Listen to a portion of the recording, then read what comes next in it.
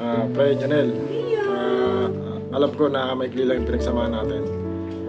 Pero I know na nagkita tayo dito, nag-meet tayo dito dahil may plan si Lord sa atin. So, yung nangyari sa'yo, we know that it's God's plan. Meron sa'yo marating. Tsaka yung bakasyon ka lang naman, pre. Kaya inantay namin yung dito, pagbabalik mo. Tsaka ingat palagi sa family mo. Best wishes sa mga plano sa buhay. Yun lang, pre. Ingat palagi. We're gonna miss you. Hello! Sorry. Hiya! Hindi ako ganun mga kuan. Kanang salamat sa sa kadali na itong pag-uban o unta magkita ta sa Pilipinas, sa Bohol, kaya matukog Bohol o mabalik pa makadali basi mabalik pa pug ko o ano pod kanang salamat kay sigag luto sino pag kaon unta yan no acceptance lang jud ya kung unsa may future na decision sa government or sa so ano na nato na yan Bisaya ta isog ta kadawat ato na pero medyo lang yun na siya sa heart pero dawat ato na Bisaya ta daghantag sa taga na oy daghantag pwede ba to sa tong life dili mag-end ang atong life so laban ta og magbalik ka i-pray gyud nako na kay mayo kay kanang tao ya nakalimot ko amping perme og pag-ibon og dagang kusog kay sa katuig gawa ka uli tembang na yan bye Hello Janelle, ingat ka, miss ka namin. See you next year. Hintayin namin pagbabalik mo. Bye, God bless.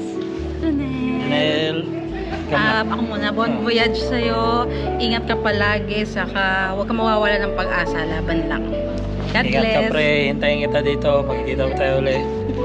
Magagala pa tayo, marami tayong Advance pupuntahan. Merry Christmas. Hintayin kita, hintayin ka namin dito ng tropa. Mag-ingat ka palagi, alam ko kaya makakabalik ka. Positive. Iiyak na yung kaano mo. Iyo. Dito dyan lang. Dito. Pre, yun. Malungkot na masaya kami kasi nga magbabakasyon ka at pansamantala mo kaming iiwan, di ba? Pero syempre, andun pa rin yung yung happiness na nararamdaman namin. Syempre, alam namin lalo ikaw na makasama mo na ulit yung family mo, lalo yung anak mo, 'di ba? Alala ko pa, sobrang excited ka na na makasama na sila ulit, no? Tapos 'yun, pre, 'yun, gusto lang namin magpasalamat lalo kami mag-asawa. Lalo kay Lilo, 'di ba? Na siya namang talagang pre, na tinuring mong talaga anak, alaga, diba? So gaya ng pagturing namin sa kanya, ganoon din yung pagturing mo sa kanya rin, no? Yun, sobrang sobrang blessed kami mag-asawa, lalo nila sa buhay mo syempre. Kaya ang lang namin, ang masabi lang namin ay yun, mag-ingat ka palagi, di ba? So ilang lang naman pre, ilang buwan lang naman babalik ka ulit dito. Yun yung talagang hindi namin hindi na kami makapaghintay doon na bumalik ka. Pero syempre, importante sa ngayon, yun, makasama mo yung pamilya mo, mag-enjoy ka, magkaroon ka ng sobrang laking time sa sa family mo kasi pagbalik mo rito, trabaho na naman. Alam mo naman ang buhay natin dito, hindi ganun kadali, lalo't pagka malayo sa sa family, no. Basta, pre, lagi lang naming sinasabi sa iyo, yun, palagi ka lang magdadasal. Yan ang pinaka-importante. At sabi nga namin, at ulit namin sasabihin sa'yo na lahat ng nangyari sa buhay natin, maganda man o masama, pangit man o hindi ka nais-nais, ang Lord naman may purpose para sa atin lahat.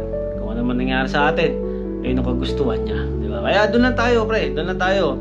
So yun, pre, basta mag-ingat ka palagi. Pag mo ng Pilipinas, enjoy ka lang. Andito lang kami para sa'yo, pre. Huwag kang mag-alala. Konting isang tawag lang, isang paramdam lang.